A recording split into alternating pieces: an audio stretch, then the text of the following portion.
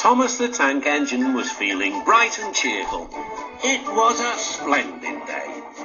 "Good morning," he whistled to some cows, but the cows didn't reply. "Never mind," said Thomas, "they're busy with their breakfast." Next, he saw Bertie. "Hello, Bertie. Care for a race today?" But all Bertie could say was, "Ouch! That's another hole in the road." "I'm sorry, Bertie," smiled Thomas.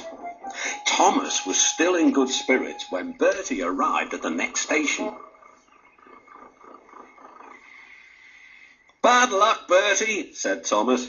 "Now, if you were a steam engine, you would run on a pair of reliable rails." "Huh," replied Bertie. "The railway was supposed to deliver tar to mend the road 2 weeks ago. You can't trust a thing that runs on rails." "I run on rails. You can trust me, Bertie. I'll see if I can find out what's happened." Thomas left Bertie and made his way along the branch line towards the big station by the sea. James was snorting about in the yard. "It's too bad. Percy goes to work at the harbour and I do his job, here, there and everywhere." "Take that!" "Oh!" groaned the trucks. "Just you wait, we'll show you." Gordon laughed. "I'll tell you what, James, if you pretended to be ill everywhere, you couldn't shunt trucks here or go to the quarry there, could you?" "What a good idea," agreed James. "Look, here comes Thomas. I'll start pretending now." Thomas was sorry to see the engines looking miserable. "Cheer up, it's a beautiful day." "Yes," grumbled Gordon, "but not for James." "What's the matter?" "He's sick," replied Gordon.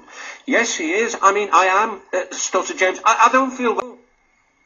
"Don't worry," said Thomas kindly. "I'll help out if you're ill." Gordon and James sniggered quietly to each other. Some of James's trucks were coupled behind Thomas, and he steamed away to the quarry. The trucks were still cross. "We couldn't pay James back for bumping us, so we'll play tricks on Thomas instead. One engine is as good as another." But Thomas didn't hear them. He collected all the stone from the quarry and then set off back to the junction.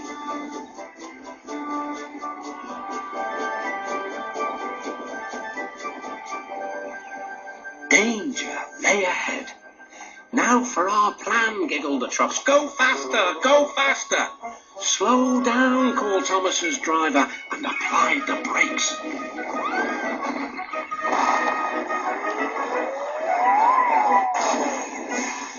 Thomas stood dazed and surprised in a muddy pond as a toad eyed him suspiciously. "But my buffers," muttered Thomas. The day started so well, too. Duck pulled away the trucks, and Edward helped Thomas back to the junction. Suddenly, Thomas remembered about the missing tar. He told Edward all about it. "That's strange," said Edward. "A truck full of tar has been left at my station. That must be it. Driver will make sure it gets to Bertie now." Later, James spoke to Thomas. "I'm sorry about your accident," he muttered. "And so is Gordon. We didn't mean to get you into trouble."